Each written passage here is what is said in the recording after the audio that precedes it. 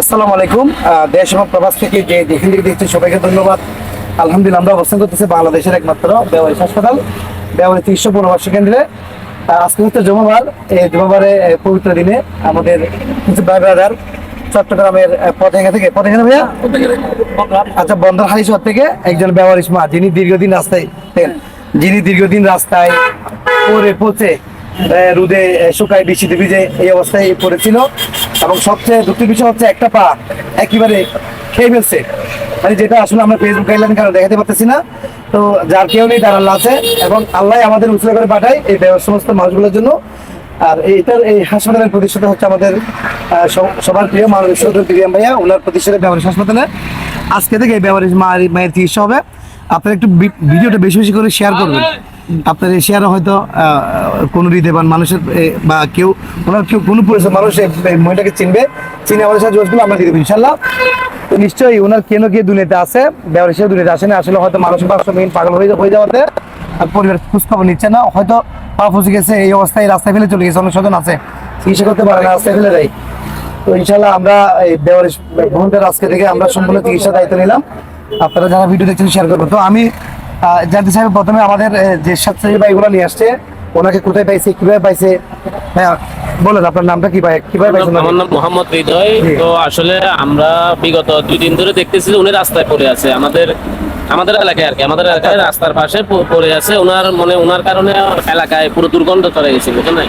মানে উনি যেখানে আসছে মানুষ 100 দূর দিয়ে হাঁটতেছে না, হ্যাঁ, মানে গন্ধ একদম মনে করেন পুরো এলাকায় একটু অন্যরকম হয়ে গেছে। তো ওনার পায়ে মানে ওই পোকা আছে না আর কি, এক ধরনের পোকা, মানে একদম পুরো পোকা মানে পোকা একদম খেয়ে ফেলছে, যেটা আমাদের অন্যান্য রোগীদের ক্ষেত্রে হয় আর কি। এরকম রোগী পোকা এমন ভাবে খাইছে যেন মানে আসলে তাকানো যাচ্ছে না, মানে ওনার আপনি স্বাভাবিক একজন মানুষ ওনার দিকে মানে দেখতে পারবেন এরকম অবস্থা, খুব বিভস্ত। তো রাত্রে আমরা মনে করেন আর কিছু করতে পারিনি, একটা ফার্মেসি ছিল পাশে, ওখান থেকে একটা ডাক্তারকে নিয়ে আসছে আর কি, মানে ওই ফার্মেসির যে দোকানদার উনি ওখানে কিছু মেডিসিন দিছে, দেওয়ার পরে পোকগুলা মোটামুটি ছেড়ে দিছে, গন্ধ একটু কমছে। তো রাত্রে লাস্টে আমরা এই মানবিক শওকত ভাইকে ফোন দিছি, ফোন দেওয়ার পরে উনি আমাদেরকে ঠিকানা দিছে। তারপরে আজকে জুমার পরে আমরা এখানে উনি তো বলছে সমস্যা নিয়ে আসেন, আমরা রাখবো। উনি বলছে আপনারা এর আগে কোথাও যোগাযোগ করছিলেন? এর আগে আমরা 999 ফোন দিছিলাম, ফোন দেওয়ার পরে আমাদেরকে বলছিল আমাদের যে বাড়ি ছিল বাড়িতে ট্রান্সফার করে আপনার ওখানে কথা বলা দিছে আমাদেরকে। তো ওরা বলছে একটা থানায় জিডি করে তারপরে দিয়ে আপনার এখানে নিয়ে আসা, ওরাই বলছে আমাদেরকে নিয়ে আসতে 999 থেকে, না? হ্যাঁ, ওরা বলছে। দেখেন আসলে যদি সরকারি সংস্থায় বলে আমাদের এখানে দিয়ে যায়, তাহলে আমরা আসলে আমাদের কিছু করার নাই।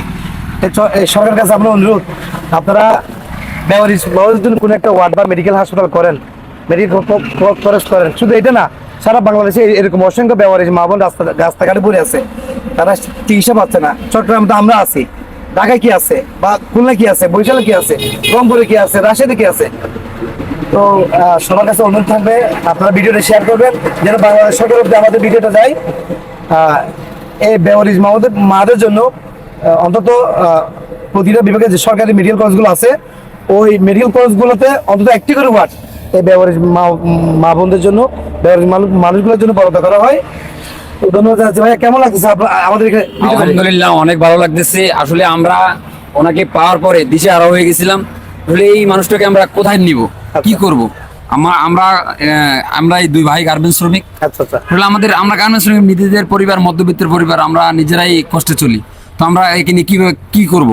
তো আমাদের মাথায় আসলো যে আসলে শওকত ভাইয়ের সাথে যদি আমরা যোগাযোগ করি তাহলে একটা ফয়সালা হতে পারে। তো আল্লাহর হুকুমে হয়তো তার সাথে যোগাযোগ হয়েছে আমাদের, এবং তিনি আশ্বাস দিয়েছেন যে এই রোগীকে নিয়ে তার কাছে আসতে, এবং চিকিৎসার দায়ভার যা আছে তা উনি দেখবে।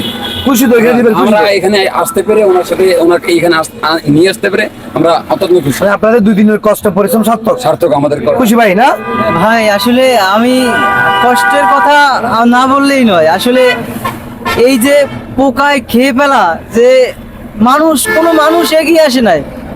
তো আমার একটা চাচা একটু এদিকে আসেন চাচা। তো আসলে তার নিঃস্বার্থে সে পোকাগুলা এত সুন্দর করে পরিষ্কার করছে, আসলে আমি ওখানে গন্ধে যাইতে পারি না। তো এখন আমি সত্যিকারেই যে এই মানবিক শওকত ভাই আসলে সত্যি মানবিক মানুষ, কারণ সে ভাই আসলে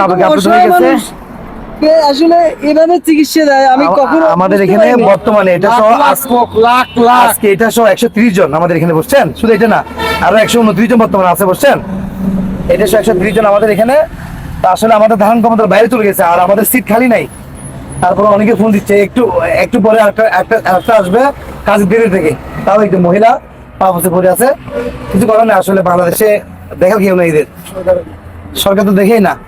তো ইনশাল্লাহ আমরা আছি আল্লাহর পক্ষ থেকে। আল্লাহ আমাদের আরো মনোবল বাড়িয়ে দিকে, আপনারা দোয়া করবেন আমরা যেন আরো বেশি সেবা দিতে পারি এই ধরনের মানুষদেরকে। একটু না ভাবে নিয়ে আসেন।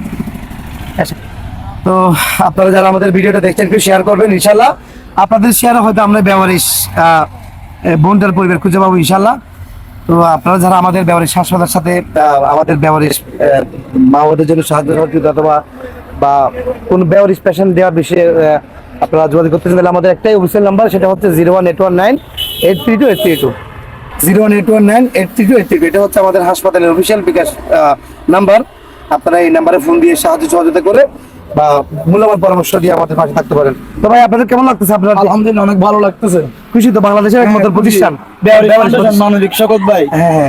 আমরা পড়াশোনার কাছ থেকে গিয়েও হয়রানি হয়েছি। আচ্ছা আচ্ছা, আমরা কি বলছে প্রশাসন? কি বলছে? পড়াশোনা বলতেছে এটা আমাদের কাজ না, তোমরা অন্য একটা দেখো।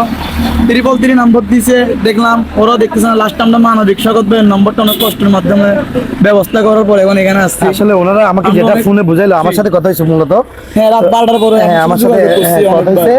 এখন ওনারা বলতেছে ভাই আমাদের এত পরিমাণ হয়রানি করতেছে, থানা থেকে আমাদের ভিডিও দিচ্ছে না, বা 1 ঘন্টা 20 মিনিট থানায় চলে গেছে জিডি করতে গিয়ে। রাতে না দিনে, 10:42 আমরা থানায় পৌঁছেছি, আমাদেরকে 12টা 22 থানা থেকে আসছে। আচ্ছা আচ্ছা আচ্ছা, একটু আমরা প্রচুর লোক করতে হবে না, এটা সব তুলে ফেলা দূরে। হ্যাঁ দেখেন আমাদের স্বেচ্ছাসেবীরা এবং যারা নিয়ে আসছে আস্তে আস্তে আমরা এই ব্যবহারে ওখানে এখনো পোকা, অসংখ্য পোকা, অনেক পোকা। এখনো পোকা আছে। হ্যাঁ এগুলো দেখানো যাবে না। দাঁড়া একটা ছবি তুলবা, দাঁড়া এখানে রাখো। তো আপনারা যারা ভিডিও দেখছেন শেয়ার করবেন, সবাইকে ব্যবহারিক হাসপাতাল পরিদর্শন আসার জন্য অনুরোধ করছে। আপনারা অবশ্যই আসবেন, অন্তত একটিবার দেখে যাবেন এসে। ধন্যবাদ সবাইকে। আসসালামু আলাইকুম রহমতুল্লাহ বরকাতুহ।